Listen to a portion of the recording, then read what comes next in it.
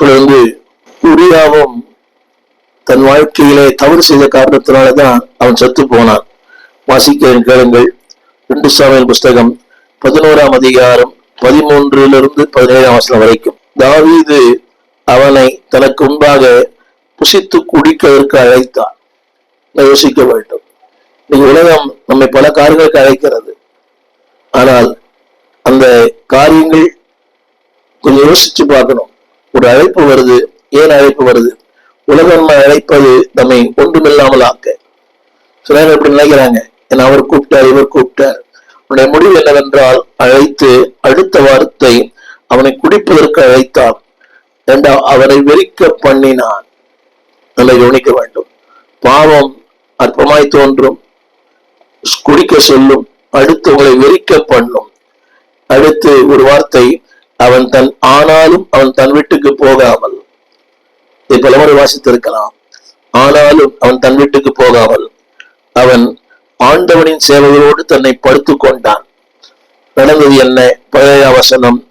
பட்டணத்து மனுஷர் புறப்பட்டு வந்து யோவாபோடு யுத்தம் பண்ணுகையில் தாவீதின் சேவகராகிய ஜனத்தின் சிலர் பட்டார்கள். ஏத்தியனாகிய உரியாவும் செத்தார். உங்களுக்கு புரிய நினைக்கிற இந்த வார்த்தை, அதாவது குடித்தான், வெறித்தான், அங்கே படுத்து உறங்கினான், செத்து போனான். என்னை கேட்டுக்கொண்டிருக்கிற அன்புடைய பிள்ளைகளே, அதாவது sin is a secret but it never be private. ஒரு நாள் கண்டிப்பா வெளிப்படுத்தப்படும். மறந்துவிட வேண்டாம். உலகம் பார்க்கும், நினைக்கலாம் இது ரகசியமானது, ஆனால் ஒரு நாள் வெளியாக்கப்படும். ஆண்டவர் சொன்னார், வெளியாக்கப்படாத மறைபொருளும் இல்லை, அறியப்படாத பொருட்களும் இல்லை. அப்படின்னா ஒரு நாள் வரும், then people will know that. அந்த வார்த்தை நான் திரும்ப உங்களோடு சொல்ல விரும்புகிறேன். கவனியுங்கள். அதாவது it will expose your life. உன் வாழ்க்கையை ஒரு நாள் வெளியரங்கமாக்கும். பாவம் உன்னை ஏமாற்றும். ஏமாற்று மட்டுமல்ல அன்பானவர்களே, உங்களுடைய வாழ்க்கையை ஒன்றுமில்லாமல் போக பண்ணும். ஆரம்பத்தில் சொன்னேன், நீங்கள் உங்கள் சந்ததி அத்தனையும் அதை பின்பற்றி போவார்கள். ஆகான் அவன் தகப்பன் அவனுடைய முற்பிதாக்கள் செய்தார்கள். அதே வழியில் வந்த ஆகானும் அதே தவறை செய்தான். என்னை கேட்டுக்கொண்டிருக்கிற அன்புதேவ பிள்ளைகளே, நீங்கள் பண்ற தவறு உங்கள் பிள்ளைகள் பண்ணுவாங்க, உங்கள் சந்ததி பண்ணும், உங்கள் தலைமுறை பண்ணும். Be careful about it. அவருடைய விளைவு என்ன? 2 சாமுவேல் 12:14. இந்த காரியத்தினாலே கர்த்தருடைய சத்துருக்கள் தூஷிக்க நீ காரணமாயிருந்தாய். யோசித்து பாருங்கள். நீங்கள் செய்கிற ஒவ்வொன்றும் இஸ் வாட்ச், கவனிக்கப்படுகிறது, உற்று நோக்கப்படுகிறது. அதில் சொல்லப்பட்டிருக்கிறது, உனக்கு பிறந்த பிள்ளைகள் நிச்சயமாய் சாகும் என்று சொல்லி நாத்தான் தன் வீட்டுக்கு போய்விட்டான். 18ஆம் வசனம். 7ஆம் நாளிலே பிள்ளை செத்து போயிற்று. என்னை கேட்டுக்கொண்டிருக்கிற அன்புடைய பிள்ளையே, நல்லா கவனிக்க வேண்டும், நல்லா கவனிக்க வேணும். பிள்ளை செத்து போயிற்று.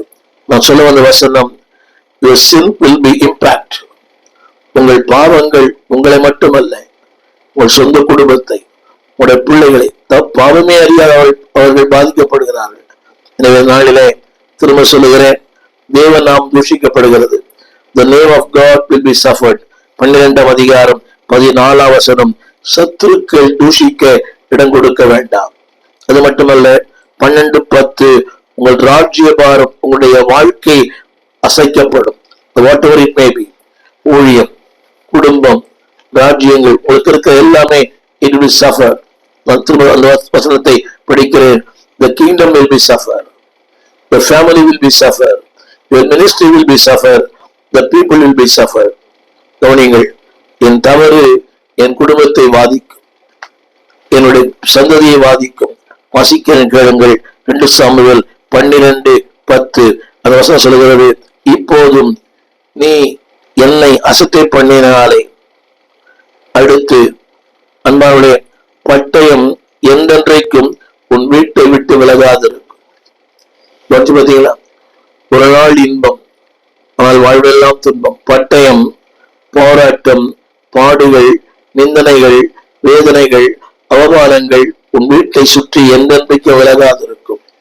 என்னை கேட்டுக்கொண்டிருக்கிற அன்பு தேவ பிள்ளையே, be careful, be aware of it. அதை குறித்து மிகுந்த ஜாக்கிரதையா இருங்க. அது மட்டுமல்ல, தாவீதும் துக்கம் அடைந்தான், தாவீதும் பாதிக்கப்பட்டான். 2 சாமுவேல் 12:10 பட்டயம் உன் வீட்டை விட்டு என்றைக்கும் விலகாதிருக்கும். நீங்க விளைவுகள் சந்ததி சந்ததியா வரக்கூடிய விளைவுதான் வேதம் சொல்லுகிறது, அது உன் வீட்டை விட்டு விலகாதிருக்கும். நான் சொன்னேன், sin is a secret but it is not private. ரகசியமா இருக்கும், ஒரு நாள் அது எக்ஸ்போஸ் பண்ணப்படும், உலகமே பார்க்கும். அது மட்டுமல்ல, பட்டயம் என்றென்றைக்கும் உன் வீட்டை விட்டு விலகாதிருக்கும். அன்பு பிள்ளைகளே, இது ஒரு எச்சரிப்பு செய்தி. நீங்கள் நானும் விழிப்படைவோம். அன்பார்களே, பாவத்தை மேற்கொள்ள, சத்துருக்களை மேற்கொள்ள, நயவசதிப்பு, வஞ்சனை, இதிலிருந்து மேற்கொள்ள தேவ கிருபை சார்ந்திருப்போம். அறிவல்ல, எனக்கு நடக்காது, நெவர், எனக்கு நடக்க இல்லை, நடக்க இங்க சொல்லலாம், ஆனால் நடக்கும். எனவேதான் இதே வசனத்தை திரும்ப நாம் பலருடைய வாழ்க்கையிலே படிக்கிறோம். தொடர்ந்து யோனாவுடைய வாழ்க்கையிலே நான் பேச விரும்புகிறேன். யோனாவின் புஸ்தகம் 1 அதிகாரம் 2-3 அந்த வார்த்தை இப்படி சொல்லுகிறது. கர்த்தர் சொன்ன வார்த்தை, நீ அதற்கு விரோதமாய் பிரசங்கி. யோனா பாவம் அல்ல, அவன் கீழ்ப்படியாம ஒரு பாவம் தான். அந்த வார்த்தை சொல்லுகிறது, நீ நீ பிரசங்கி. அடுத்த வார்த்தை 3ஆம் வசனம், யோனா கர்த்தருடைய சமூகத்தின்று விட்டு விலகினான். அது மட்டுமல்ல, தேவன் சொல்லாத ஒரு இடம், தேவன் அனுப்பாத இடம், தேவனுடைய சித்தம் இல்லாத ஒரு இடம். நிறைய வாழ்க்கை அதுதான், தேவன் அனுப்பாத, தேவ சித்தம் செய்யாத இடத்திற்கு போக வேண்டும். இல்லை என்பாளர்களே, வேதம் சொல்கிறது, கர்த்தருடைய சமூகத்தை விட்டு விலகினால் அவர்களோடு கூட அவன் கப்பல் ஏறி போனான். கவனிக்க வேண்டும். உலகத்தினுடைய நோக்கம் என்ன தெரியுமா? உங்களை கர்த்தருடைய சமூகத்திலிருந்து விளக்க வேண்டும். அவங்களுக்கு அதை பற்றி பிரச்சனையே இல்லை, உள்ளொரு மகிழ்ச்சி. உங்களை கர்த்தருடைய சமூகத்திலிருந்து விளக்கும்படி செய்ய வேண்டும். அது மட்டுமல்ல, விளக்கும்படி செய்தால் அந்த வார்த்தை திருங்க, அவன் அவர்களோடு தர்ஷிக்கு போக கப்பல் ஏறினான். என் அன்புடைய பிள்ளையே, கவனிங்க, உங்களை தேவட்டு விளக்கணும், அவளோடு ஒப்புரவாக்கணும். மிகுந்த ஜாக்கிரதையா இருங்க. அதனாலதான் நயங்காட்டினாலும் அவருக்கு கீழ்ப்படியாது. உலக நயங்காட்டுகிற உலகம், அதை செய், இதை செய், இதை செய், இப்படி பண், அப்படி பண்ணு, இல்லை என்பவளே, நயங்காட்டினாலும் நீ கீழ்ப்படியாது. ஏனென்றால் அந்த வார்த்தை போட்டிருக்கிறது, நீ அவர்களோடு. அந்த பிள்ளையே, நீங்களா இருங்க, நீங்கள் கர்த்தரோடு இருங்க, கர்த்தருடைய வார்த்தையோடு இருங்க, தேவனுடைய பிள்ளைகளோடு இருங்க, திருச்சபையோடு சேர்ந்திருங்க, உங்கள் ஊழியரோடு இணைந்திருங்கள். அவர்களோடு அல்ல. இந்த அவர்கள் நாளைக்கு விட்டு போயிடுவாங்க. அதாவது நிலைமை தெரியுமா? அன்கன்சர்ன், பாரம் இல்லாத ஒரு மனிதன். கீழ்ப்படிமை என்ற அடுத்த விஷயம், பாரம் இல்லை. வார்த்தை குறித்து, தேவ நோக்கத்தை குறித்து, தேவ சித்தத்தை குறித்து. இன்னைக்கு என்னன்னா, அனைவருக்கு இந்த அனுபவங்களே சில இறுதியாய் மாறி விடுகிறது. எல்லா அனுபவம் இருக்குது, வெரி எக்ஸ்பர்ட். நான் பார்த்த அளவில் அனைவரும் பயங்கர சகலக்கலா வல்லவர்கள், சகலக்கலா வல்லவர்கள் எல்லா துறைகளிலுமே. தொழில்களை பார்க்கிறேன், மோஸ்ட் பிரில்லியன்ட். ஆனா அது அத்தனையும் வீணானது, வெறுமையானது. அது எங்க பயன்படுத்த வேண்டும் அங்க பயன்படுத்துங்க. Most skilled. தமிழ் சொல்லுவாங்களே, அவங்க சகலக்கலா வல்லவர்கள் எல்லாவற்றிலுமே. எல்லாமே அவங்களுக்கு தெரியாது, ஒண்ணுமே இல்லை. எல்லா தப்பு பண்ணாலும் அது இப்படி வெளியே வரது கூட வழி தெரியும். அதுக்கும் சில கைவசம் வச்சிருப்பாங்க. பட் ஸ்டில் நான் சொல்ற வார்த்தை, அது உங்களுக்கு மட்டும் பாதிப்பல்ல, உங்கள் சந்ததிக்கே பாதிப்பு. அடுத்த ஒரு மனிதனை சொல்ல விரும்புகிறேன். அவருடைய விளைவு தெரியுமா? Unconcern. It is in God's plan. தெய்வ திட்டத்தை விட்டவங்களே அந்த வசனம் அடிக்கடி வருது, விலகி போனான். என்னை கேட்டுக்கொண்டிருக்கிற அன்புடைய பிள்ளையே, விளைவு தெரியுமா? யோனா 1:4-5 கர்த்தர் பெருங்காற்றை வரவிட்டார். மாத்திரமல்ல பெரிய கொந்தளிப்பு உண்டாயிற்று. 2 வார்த்தை, பெருங்காற்றை வரவிட்டார், பெருங்கொந்தளிப்பு உண்டாயிற்று. அடுத்து 5ஆம் வசனம், கப்பற்காரர்கள் பயந்தார்கள். தவறு செய்தது நான், என்னால் இன்னொரு பாதிக்கப்படுகிறார். மட்டுமல்ல அடுத்ததாவது அவரவர்கள் தங்கள் பாரத்தை லேசாக்கும்படி கப்பலில் இருந்த அத்தனை சரக்குகளையும் சமுத்திரத்தில் இருந்து விட்டார்கள். அவருடைய உடைமைகள், உழைப்பு, அவருடைய பணம் எல்லாமே என்ன அதாவது என் தவறு அனைவரை பாதிக்கிறது, என் தவறு அனைவரை நஷ்டமடைய செய்கிறது. மாத்திரமல்ல, யோனாவினில் கப்பலின் கீழ்த்தட்டியிலே இறங்கி போய் படுத்துக்கொண்டு அயர்ந்து நித்திரை பண்ணினான். இவ்வளவு மோசமான நிலைமை. யோனாவினில் வசனம் சொல்கிறது, கீழ்த்தட்டிலே இறங்கி போய் படுத்துக்கொண்டு அயர்ந்த நித்திரை பண்ணினான். என்னை கேட்டுக்கொண்டு அன்புதேவ பிள்ளையே, பெருங்காற்று, பெரிய கொந்தளிப்பு, அது மட்டுமல்ல உடைமைகள் வீணானது, எல்லாமே வீணானது. ஆனா வேதம் சொல்லுகிறது, அன்பானவர்களே, அவர் வாழ்க்கை எல்லாமே இஸ் அன்கன்சர்ன் அபவுட் எவரிதிங். இதை குறித்த பாரம் இல்லை. நீ அப்படித்தான் நிறைய பேர் இருக்கு, பெண்களை பற்றி யோசிக்கவே இல்லை. இப்படி பேசுவோமே, இப்படி செய்வோமே, இப்படி நடக்கிறோமே, எத்தனை பேரை பாதிக்கும் நேவர். அதே வேளை இன்னொரு சொல்ல விரும்புகிறேன், அது எத்தனை பேரை பாதிக்கிறது? 1:5 உங்களை பாதிக்கிறது. அடுத்த வார்த்தை கப்பற்காரர்களை பாதிக்கிறது, மறையினர். அடுத்து டிராவல் பண்றவங்க, உங்களோட பயணிக்கவர்களை பாதிக்கிறது. விலகுனீங்க, கப்பல் ஓட்டுகளை பாதிக்கிறது, உங்களோட பயணிக்கலை பாதிக்கிறது, முழு குடும்பத்தையும் பாதிக்கிறது. 17ஆம் வசனத்துல அந்த வார்த்தை இப்படி சொல்லுகிறது. அந்த வார்த்தை, அந்த மனுஷர் மிகவும் பயந்தார்கள். புரியுங்க, கப்பற்காரர், பிரயாணிகள் அத்தனை பேருக்கும் வேதனை கொடுக்கிற மனிதராய் மாறாதே. உன் வேதனை உன்னை மட்டும் பாதிக்காது, சக மனிதரை பாதிக்கும். அந்த கப்பற்காரர் பயந்தார்கள், இந்த மறையினர், சக மனிதர்கள். நீங்க உங்கள் தவறுகள் உங்கள் குடும்பத்தையே கதிக்கலங்க பண்ணும். உங்கள் தவறு ஒரு முழு குடும்பத்தையே பாதிக்கும். எனவே பி கேர்ஃபுல். பின்னும் வார்த்தை சொல்கிறது, சமுத்திரம் அதிகமாய் கொந்தளிக்கிறது. சமுத்திரம் அதிகமாய் கொந்தளிக்கிறது. 12ஆம் வசனம் அதில் எழுதப்பட்டிருக்கிறது, நீங்கள் என்னை எடுத்து சமுத்திரத்திலே போட்டு விடுங்கள். அவர் இந்த பெரிய கொந்தளிப்பு என்னால் வந்தது என்று அறிவேன். ஆனால் சொன்னேன், சின்ன சீக்ரெட் பட் நாட் பிரைவேட். ஒரு நாள் எக்ஸ்போஸ் பண்ணப்படும். அது சொல்லுகிறது 13ஆம் வசனம், அந்த மனிதர் கரை சேரும்படி வேகமாய் தண்டு வலித்தார்கள். கவனிங்கள், என்னுடைய தவறு எத்தனை பேருக்கு வேதனை, எத்தனை பேருக்கு சோர்வு, எத்தனை பேருக்கு பாரம், எத்தனை பேருக்கு மன உளைச்சல், எத்தனை பேருக்கு மன அழுத்தங்கள். அவர்கள் கரை, வசனம் சொல்லுகிறது, அவர்கள் தண்டு வலித்தார்கள், வேகமாய் தண்டு வலித்தார்கள். ஆனாலும் சமுத்திரம் வெகு வேகமாய் மும்முரமாய் கொந்தளித்துக் கொண்டே இருந்தது. அடுத்த வார்த்தை, அவர்களால் கூடாமற் போயிற்று. என்னை கேட்டுக்கொண்டு அன்புதேவ பிள்ளையே, you know all kinds of tactics. நீங்க எல்லாரும் உங்களுக்கு தெரியலாம். You may be champion in many areas. கவனிங்கள், பெரிய பெரிய சாதனைகளா இருக்கலாம், உங்க கையில நிறைய அரசியல்வாதிகளா இருக்கலாம்.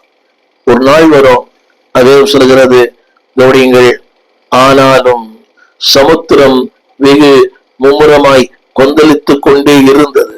நிகழ்காலம். ஆனாலும் திறமைகளுக்கு வேலை செய்யல, அறிவு வேலை செய்யல, அனுபவங்கள் வேலை செய்யல. பாருங்க, உங்க கையில் இருக்கிறாங்களே சாம்பியன்ஸ், செலிபிரிட்டிஸ், வேலை செய்யல. ஆனாலும் வேதம் சொல்கிறது, சமுத்திரம் வெகு மும்முரமாய் கொந்தளித்துக் கொண்டிருந்தபடியினாலே அவர்களால் கூடாமற் போயிட்டு. நினைக்கிறீங்க எல்லாம் முடியாது.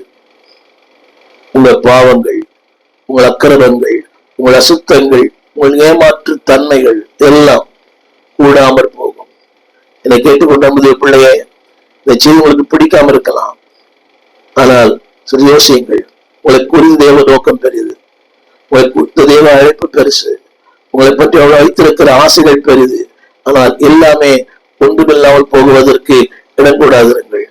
வசனம் சொல்லுகிறது கூடாமற் போயிற்று. அங்கே ஒரு வார்த்தை சொல்லப்பட்டிருக்கிறது, கவனிங்க. ஒரு தனி மனிதனுடைய தவறின் நிமித்தம் அவன் சொன்னாங்களா, எங்களை அழித்து போடாதேயும், இந்த இரத்த பழியை எங்கள் மேல் சுமத்தாதேயும் என்று சொல்லி அவர்கள் கதறினார்களாம். என்னை கேட்டுக்கொண்டு என்பதை பிள்ளையே, ஒரு தனி மனிதனின் பாவம் ஒரு தேசத்தை அழிக்கிறது, ஒரு திருச்சபை அழிக்கிறது, ஒரு குடும்பத்தை அழிக்கிறது, உங்கள் தலைமுறை அழிக்கிறது. புரிந்து கொண்டால் சரி. இந்த நாளிலே கவனியுங்கள். அடுத்த வசனம் யோனா 1:15 யோனாவை எடுத்து சமுத்திரத்திலே போட்டு விட்டார்கள். என்னை கேட்டுக்கொண்டு வந்ததே பிள்ளையே, அதாவது தவறுகளை மன்னிக்கிறார், தவறுகளுக்கு பின்விளைவுகளையும் சந்தித்தே ஆக வேண்டும். You have to face the consequences. நீங்க சொல்ல வந்த வார்த்தை கவனியுங்கள். பாவம் ஒரு நாள் எக்ஸ்போஸ் ஆயிடும். இன்னைக்கு இல்லாவிட்ட ஒரு நாள் சமுத்திரத்திலே போட்டு விட்டார்கள், மீனோட விழுங்கிற்று. அதே போல அனனியா சப்பிராள், கவனிங்கள். அவர்களுள்ள அந்த பாவங்கள், they think nobody knows, யாருக்குமே தெரியாது.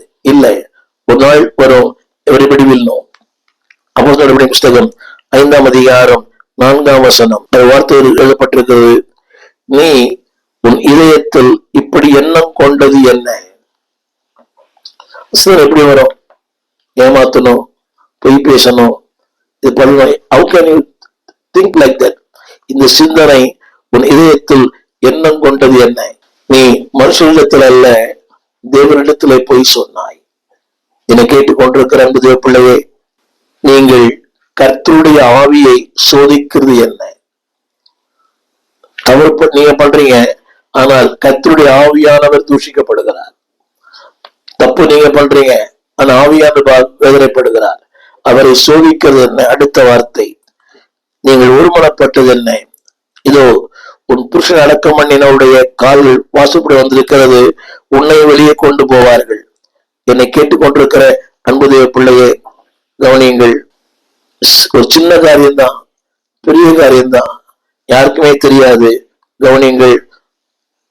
உங்கள் பாவம் உங்களை தொடர்ந்து பிடிக்கும். அந்த 5:11 எழுதப்பட்டு 13 கவனிங்க. ஒருவரும் அவர்களை சேர துணியாமல், கவனியுங்கள், ஒருவரும் அவளை சேர துணியாமல். எவ்வளவு வேதனை இல்லை. இன்னைக்கு உங்களோட ஆட்கள் இருக்கிறாங்க, ஜனங்க இருக்கிறாங்க, உங்களுக்கு ஒரு கூட்டம் இருக்குது, வாழ்க்கைன்னு சொல்லுவாங்க, எல்லாம் சொல்லுவாங்க, a day will come, nobody will be with you. அவளோடு சேரக்கூட அவர்கள் துணியாமல். என்னை கேட்டுக்கொண்டிருக்கிற அன்பு தேவ பிள்ளையே, ஆங்கிலத்தை பயன்படுத்தப்பட்ட வார்த்தை இது வரவே. ஒரு நாள் வரும், எல்லாம் விட்டு போயிடுவாங்க, உறவுகள் போயிடும், பிள்ளைகள் போயிடும், கணவன் போயிடுவார், மனைவி போயிடுவாங்க. a day will come, they will stay away. அதாவது தெரியாத வரைக்கும் உங்களோட இருப்பாங்க, தெரிஞ்சாத will be away. இந்த பாவங்களை எப்படி மேற்கொள்வது? கவனிங்கள். how to fight, எப்படி மேற்கொள்ள முடியும்? வேதம் அதற்கு வழி சொல்லுகிறது. 1 யோவான் 3ஆம் அதிகாரம் 11ஆம் வசனம். 1 யோவான் 3:11 அதில் சொல்லப்பட்ட வார்த்தை, அன்பானவர்களே, முதலாவது அந்த பாவத்து மேல ஒரு வெறுப்பு உணர்ச்சி. அந்த வெறுப்பு உணர்ச்சி வந்தாலே பசுத்தல வெற்றி வந்துடும். இன்னைக்கு அனைவருக்கு இந்த பாவத்தின் மேல வெறுப்பு உணர்ச்சி வரல, எனவே பரிசுத்தத்துல வெற்றி வரல. திரும்ப சொல்லுகிறேன், ஹேட் சின், பாவத்தை வெறுத்து விடுங்கள். வேதம் சொல்லுகிறது, அன்பானவர்களே, அது எப்படி வேணா இருக்கலாம். அடுத்தலை பகைப்பது, அடுத்தவரோடு சரியான உறவு இல்லை, நான் தான் எல்லாம், நினைச்சா நடக்கணும், நான் தான் ஹீரோ, நான் தான் தலைவர், வேண்டாம். A day will come, people will be away from you. ஆத்ம சொன்னேன், ஒருவனும் அவனோடு இருக்க விரும்பவில்லை. என்னை கேட்டுக்கொண்டு வந்தது பிள்ளை, எனக்கு இருக்கும், பணம் இருக்கு, வசதி இருக்கிறது, உங்களால் ஒன்று செய்ய முடியுது. people will be with you. A day will come, nobody will be with you. அந்த வார்த்தை படிக்கிறேன், ஒருவரும் அவரோடு இருக்க துணியாமல். என்னை கேட்டுக்கொண்டிருக்கிற அன்பு தேவ பிள்ளையே, கவனியுங்கள். பாவத்தோடு நீங்கள் பாவத்தை எதிர்க்க வேண்டுமானால் முதலாவது வெறுப்புணர்ச்சி. இதைத்தான் வேதம் சொல்லுகிறது அடிக்கடி. ஆதியாகமத்து புஸ்தகத்துல கூட, ஆதியாகமத்து புஸ்தகம் அது ஒரு நாள் வெளிப்படும். நம்முடைய வேத அடிக்கடி வாசிக்கிறோம். அந்த பகைமை உணர்ச்சி அது ஒரு நாள் உங்களை முன்னிலாம் ஆக்கிடும். உலக ஆசை, உலக வேஷம், இதெல்லாம் அன்பானவர்களே. நம்பர் 1 இந்த பகைமை. நம்பர் 2 நீதிமொழி புஸ்தகம் 7ஆம் அதிகாரம் 18ஆம் வசனம். அந்த தவறான வாழ்க்கை, தவறான உறவு. படிக்கிறேன், கேளுங்கள், படிக்கிறேன். எனவேதான் திருமறை 4:10 சொல்லப்பட்டிருக்கிறது. நீதியிலும் பரிசுத்தத்திலும் அன்பானவர்களே அதை தரித்துக் கொள்ளுங்கள், பாவத்தை எதிர்த்திருக்கலாம். மட்டுமல்ல, கசப்பு, கோபம், மூர்க்கம், கூக்குரல், தூஷணம், மற்ற துர்க்குணம். துர்க்குணம் தானே, துர்க்குணம் தானே. தேவனுடைய வார்த்தைக்கு விரோதமாய், சத்தியத்துக்கு விரோதமாய், மனசாட்சிக்கு விரோதமாய் செய்கிற எல்லாமே துர்க்குணம் தான். அது நல்ல குணமா இருக்கும். ஏமாத்துறது, அபகரிக்கிறது, இதெல்லாம் எப்படி நல்ல குணமா இருக்க முடியும்? இந்த துர்க்குணம் தான் அதெல்லாம். ஆனா அவர் சொல்றார், I am not harm to anybody. நீ யாரு, என்னோட யாருக்கும் பாதிப்பு இல்லை. இல்ல, உங்களுக்கு பாதிப்பு, உங்க பிள்ளைகளுக்கு பாதிப்பு, உங்கள் தலைமுறைக்கு பாதிப்பு, உங்கள் சந்ததிக்கே பாதிப்பு. அன்பானவர்களே, அதனாலதான் இந்த வசனம் சொல்லுகிறது, பாவத்தில் பல நிலைகள் இருக்கிறது. நீதிமொழி 7ஆம் அதிகாரம், வா விடிய காலம் வரை சம்பவமா இருப்போம், நிறைய போன்றது. ஆனா 6ஆம் அதிகாரம் 25 வருஷம் நீதிமொழிகள், இச்சியாதே, இச்சியாதே. கவனிங்க, அதனுடைய விளைவு தெரியுமா? நீதிமொழிகள் 6:26. ஒரு அப்பத்துணிக்கைக்காக நீ இறக்க வேண்டியதா இருக்கும். வீசிப்ப சொல்லப்பட்டாலும் உங்களுடைய தவறுகள் ஒரு அப்ப துணிக்கைக்காக நீங்கள் இறக்க வேண்டியதா இருக்கும். என்னை கேட்டுக்கொண்டு அன்பான தேவ பிள்ளையே, மட்டுமல்ல, நீ வேட்டையாடப்படுவாய், உன் மடியிலே அக்கினி தழலை நீவே குவிக்கிறாய். சோ என்னுடைய குறிப்பு என்னவென்றால், பாவத்தை வெறுத்து விடுங்க. அப்போஸ் ஏத்து நில்லுங்கள். அன்பான கத்திர பிள்ளைகளை, ஃபைட் அகேன்ஸ்ட் தட். யுத்தம் பண்ண வேண்டாம், விலகி வந்துட்டாலே பெரிய வெற்றி தான். அதை நீங்கள் அன்பான சரியா யோசித்தாலே பெரிய வெற்றி தான். ஃபைட் அகேன்ஸ்ட் உலகம். அதாவது சொல்லுகிறது, மாமிசத்தோடும் இரத்தத்தோடும் துரைத்தனங்களோடும் அல்ல, அதிகாரங்களோடும் அந்தகார லோகாதிபதிகளோடும். அப்படியானால் மாமிசத்தோடு உண்டு, துரைத்தனத்தோடு உண்டு, இந்த உலகத்துல உண்டு. ஆனால் திருமறை சொல்லுகிற வார்த்தை, அன்பான தேவ பிள்ளையே, அதை ஏற்றெடுக்கும் போது God will give the strength. தேவன் உனக்கு கிருபைகளை தருவார். எனவேதான் அந்த வாய் சொல்லுகிறது, 7:21, இனிய சொற்களால் உன்னை வசப்படுத்தினாலும், உன்னை மதுர வாக்கினாலே உன்னை ஏங்க பண்ணினாலும், இரண்டு பிள்ளையே, நீங்கள் அங்கே சாய வேண்டாம். அடுத்த வார்த்தை, மயங்க வேண்டாம். உடைய விளைவு என்ன? நீதிமொழி 7:26, நீ காயப்படுத்தப்படுவாய், நீ கொலை செய்யப்படுவாய். நன்மை கவனிக்க வேண்டும். நீ காயப்படுத்தப்படுவாய், நீ கொலை செய்யப்படுவாய். இதைத்தான் யோசேப்பின் வாழ்க்கையிலே பார்க்கிறோம். யோசேப் எல்லா வாய்ப்புகள் வந்தது, வசதிகள் வந்தது, but he refused. ஆரம்பம் சொன்ன பார்த்தீங்களா, he was against that. He fight with the sin. பாவத்தோடு கூட அவன் போராடினான். அவனுடைய விளைவு என்னவென்றால், எகிப்தினுடைய ஒரு உயர்ந்த நிலைக்கு வந்தான். இதை கேட்டுக்கொண்டிருக்க பிள்ளையே, பாவத்தோடு போராடும் போது உலகம் பரிசு கொடுக்கிறது இல்லையோ, பரலோகம் ஒரு பெரிய பரிசு வைத்திருக்கிறது. நித்திய வாழ்வு, நீடித்த வாழ்வு, நிரந்தரமான வாழ்வு, முடிவில்லாத வாழ்வு.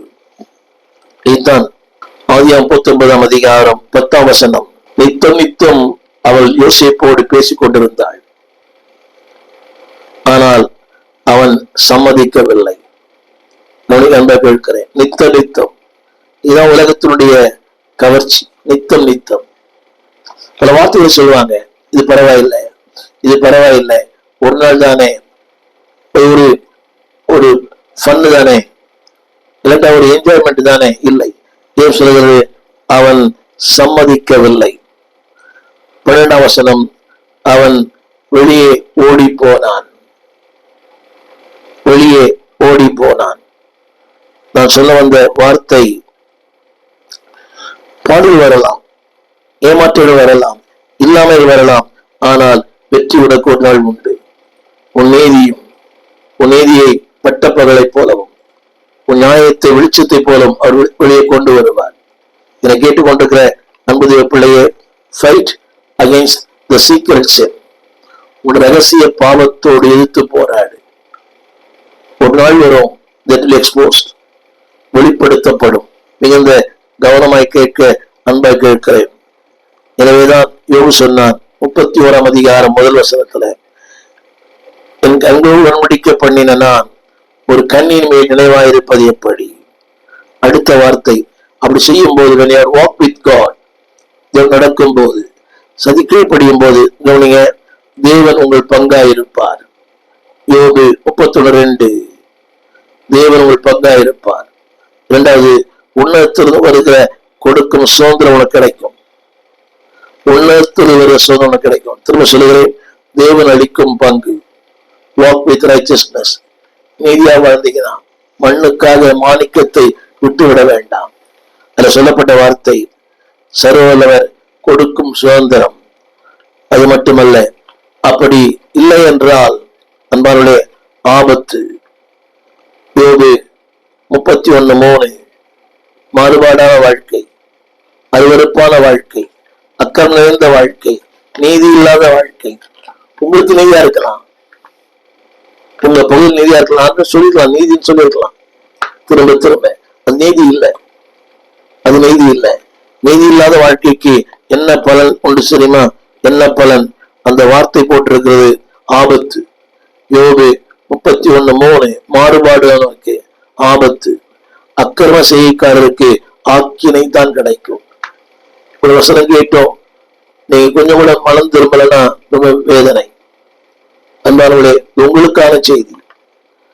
மாறுபாடு உள்ளவனுக்கு ஆபத்து, அக்கிரம செய்கைக்காரனுக்கு ஆக்கினை. அது மட்டுமல்ல, 4ஆம் வசனத்து 31:4, உன் நடைகளை அவர் எண்ணி இருக்கிறார். God counts your steps. உன் நடையெல்லாம் அவர் எண்ணுகிறார். யாருக்கும் தெரியாது, யாருக்குமே தெரியாது. The day will come. திரும்ப எக்ஸ்போஸ், வெளிப்படுத்தப்படும்.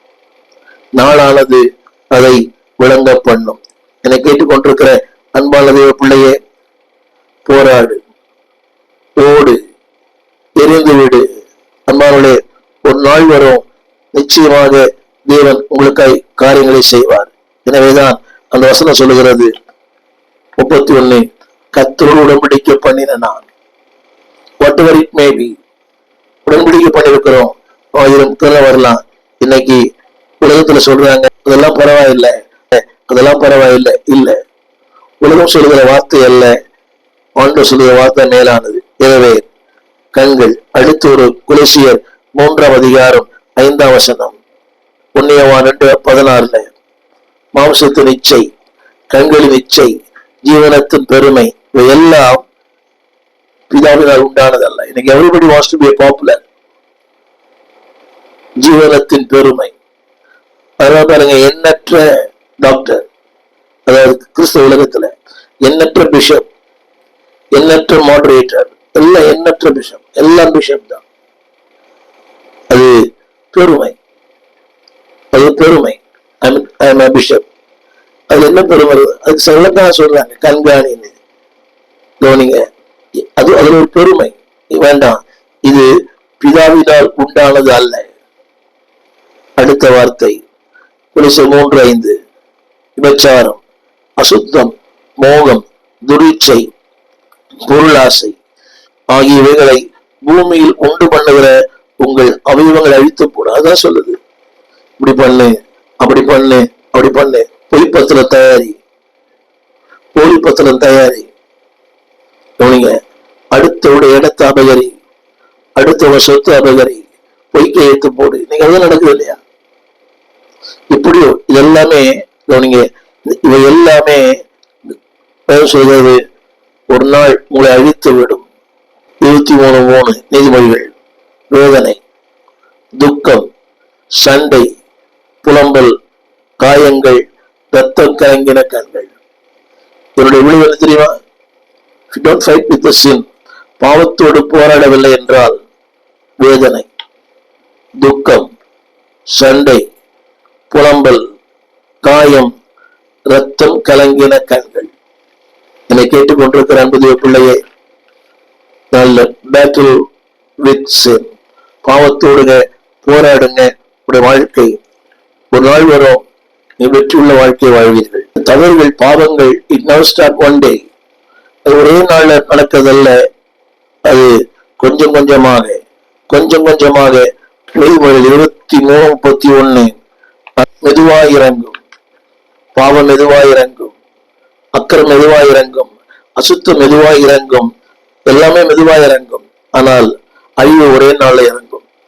என்னை கேட்டுக்கொண்டிருக்கிற அன்பான பிள்ளையே, அடுத்த ஒரு குறிப்பு சொல்லுகிறேன். How to resist the secret sin. இந்த பாவத்தை எதிர்ப்பது எப்படி? 19ஆம் சங்கீதம் 12ஆம் வசனம். உங்கள் பிழைகளை உணருங்கள், மறைவான குற்றங்களுக்கு நீங்களாக்க ஜெபியுங்கள். அடுத்து, துணிகரமான பாவங்களுக்கு விலகி இருங்கள். அது உங்களை ஆண்டு கொள்ளாதபடிக்கு தூரமாயிருங்கள். அப்பொழுது நீ உத்தமனாகி பெரும் பாதகத்துக்கு நீங்களா இருப்பீர்கள். சங்கீதம் 19:13. அது மட்டுமல்ல அன்பானவர்களே, 32ஆம் சங்கீதம் எப்படி சொல்லுகிறது? தேவனுக்கு இரக்கத்துக்காக கெஞ்சியுங்கள். ஆங்கில ஆஸ்க் ஃபார் காட் ஹெல்ப். தேவனை இரக்கம் செய்யுங்க. அது ஒரு வார்த்தை, என் கண்மலையும் என் மீட்பெருமாகிய கர்த்தாவே, இரக்கத்திற்காக, அவருடைய தயவுக்காக ஜெபியுங்கள்.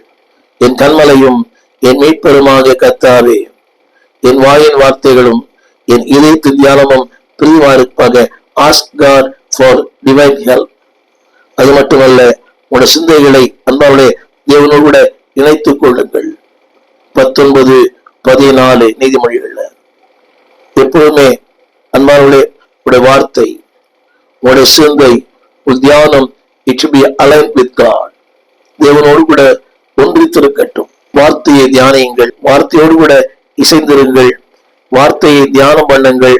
அன்பாவுடைய அப்படி செய்யும் போது ஆண்டவருடைய கிருபையும் இரக்கமும் தயவும், அந்த 51ஆம் சங்கீதத்துல தயவு சொல்லுங்க, தேவனே உடைய கிருபையின்படி இறங்கும், உடைய மிகுந்த இறக்கும்படி எனக்கு என் மீது நீங்க என்னை சுத்திகரியும், என்னை முற்றிலும் கழுவும், என்னை சுத்திகரியும். ஆரம்பத்தில் சொன்னேன், pray for God's guidance, pray for God's mercy. தேவ இரக்கத்துக்காக, தேவ தயவுக்காக, என்னுடைய அன்பர்களுடைய பாதுகாப்புக்காக ஜெபிங்க. தேவனே இந்த வார்த்தையுடைய கிருபையின்படி எனக்கு இறங்கும். தவறு செய்திருக்கலாம், but get the mercy of God. தேவனுடைய இரக்கத்தை, தேவனுடைய சித்தத்தை விரும்புங்கள். அடுத்து meditate God's word. தேவனுடைய வார்த்தையை எப்போதும் தியானம் பண்ணுங்க, எப்போதும் தியானம் பண்ணுங்க. அதை போன்றது என் இதயத்தின் தியானம். meditate God's word. pray for God's mercy. இரக்கத்துக்காக அன்பான தேவ பிள்ளையை 3 காரியங்களை நம்புகிறேன். நாவை அடக்குங்கள், self control, self inspection and self analysis. சுய பரிசோதனை, சுய கட்டுப்பாடு. உங்களையே ஆராய்ந்து பாருங்கள். இதுதான் பிரசங்க புஸ்தகம் 12ஆம் அதிகாரம் 13-14.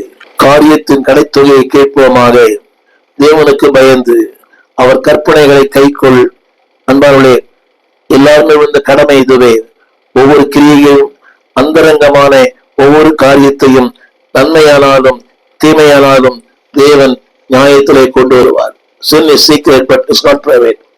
திரும்ப சொல்லுகிறேன், அந்தரங்கமான ஒவ்வொரு காரியத்தையும், நன்மையானாலும் தீமையானாலும் தேவன் நியாயத்திலே கொண்டு வருவார். அன்பார்களே, ரெஸ்பெக்ட் காட் ஜட்ஜ்மெண்ட், கொண்டு வருவார், நியாயத்திலே கொண்டு வருவார். எனவே ஒரே வாசல மடக்கிறேன். திரும்ப சங்கீதம் 10ஆம் அதிகாரத்தை வாசிக்க விரும்புகிறேன். தேவன் மறந்தார், அவர் அதாவது ஒரு காலம் அதை காண மாட்டார். இப்படி சொல்லாதீங்க, தேவன் மறப்பதில்லை. ஒரு காலம் காண மாட்டார் இல்லை. 13ஆம் வசனம், தேவனை அசட்டை பண்ணி நீ விசாரிப்பதில்லை என்று இதயத்துல சொல்லாதீங்க. அவர் பார்க்கிறார், கவனிக்கிறார், அவர் பதிலளிப்பார். சங்கீதம் 10, 11, 14 வரைக்கும் அவர் பார்க்கிறார், அவர் கவனிக்கிறார், அவர் பதிலளிப்பார். உடைய வாழ்க்கையிலும் என் வாழ்க்கையிலும் அற்புதம் தேவன் செய்வார். உங்களுக்கு ஜெபிக்க விரும்புகிறேன். கவனிங்க, தைரியமா வாங்க. Openly come to him. He knows everything. He knows the ups and down. எல்லாவற்றையும் பார்க்கிற கர்த்தர் அப்படி செய்வாராக. வானத்தையும் பூமியும் படைத்த நல்ல ஆண்டவரே, என்னை எதிர்க்கும் சக்திகள் பல உண்டு. பாரும் தந்தை என் உள்ளத்தை, யாரும் காணா உள்ளலங்கோலத்தை. மனம் நொந்து மருளுகின்றேன். தேவா இரக்கம் கெஞ்சுகிறேன். உடைய இரக்கத்துக்காக கெஞ்சி நிற்கிறோம். உடைய தயவுக்காக கெஞ்சி நிற்கிறோம். உடைய காருண்யத்திற்காக கெஞ்சி நிற்கிறோம். தேவா இரக்கம் செய்வீரா, இரக்கம் செய்வீராக. எங்கள் தவறு எங்களை மாத்திரமல்ல, எங்கள் சந்ததியை பாதிக்கும், எங்கள் குடும்பத்தை பாதிக்கும், தலைமுறையாய் பாதிக்கும். தேவனே இறங்கும், தேவனே இறங்கும். சங்கீதக்காரர் சொன்னது போல, தேவன் பார்க்கிறது இல்லை, தேவன் கவனிக்கிறது இல்லை. இல்ல ஆண்டவரே, என் பார்க்கிறீர், என் கவனிக்கிறீர், நீ பதில் அளிப்பீர். மறைவான பாவங்களுக்கும் அசுத்தங்களுக்கும் அந்தகாரங்களுக்கும் நீங்களை விளக்கி காத்துக் கொள்ளும். யோவானுடைய வாழ்க்கையை பார்த்தோம், தாவீதின் வாழ்க்கையை பார்த்தோம், அனனியா சப்பியா வாழ்க்கையை பார்த்தோம், ஒரு ஆகாரின் வாழ்க்கையை பார்த்தோம். வேண்டாம், நீதியுள்ள வாழ்க்கை வாழ, உத்தமமான வாழ்க்கை வாழ, பரிசுத்தமான வாழ்க்கை வாழ, சிறிதானாலும் பெரிதானாலும் தேவனுக்கு பயந்து நடக்க கிருபைதாரும். அன்பின் கரங்களிலே தாழ்த்துகிறோம். ஆட்கொள்ளும், அரவணையும், ஆசீர்வதியும் இயேசுவின் நாமத்தில் நல்ல பிதாவே, ஆமென். அன்பான பிள்ளைகளே, மறுபடியும் கேளுங்கள். ஒரு எச்சரிப்பின் செய்யா இருக்கலாம், ஆனால் அந்த எச்சரிப்புக்கு பின்னாக மிகப்பெரிய ஆறுதல் இருக்கிறது. எவரி காஷன், அதுக்கு பின்னாக ஒரு பெரிய கம்ஃபர்ட் இருக்குது. எனவே எச்சரிப்புக்கு பிறகு ஒரு ஆறுதலையும் ஒரு தேர்தலையும் கத்தர் தருவார். உங்களை பேசும் பொருளாய் கத்தர் மாற்றுவார். ஆமென். எங்கள் விலாசம்: போதகர் ஸ்டீபன் தேவகுமார், திறந்த வாசல் சபை, நம்பர் 65, பரமானந்த தெரு, 7 கிணறு, சென்னை 600001. தொடர்புக்கு 9841839287. மேலும் 04443183330. எங்கள் மின்னஞ்சல் stephenopendor@gmail.com. எங்கள் தேவ செய்திகளை யூடியூப் சேனலில் பார்த்து பயனடையுங்கள். தேவன் உங்களை ஆசீர்வதிப்பாராக.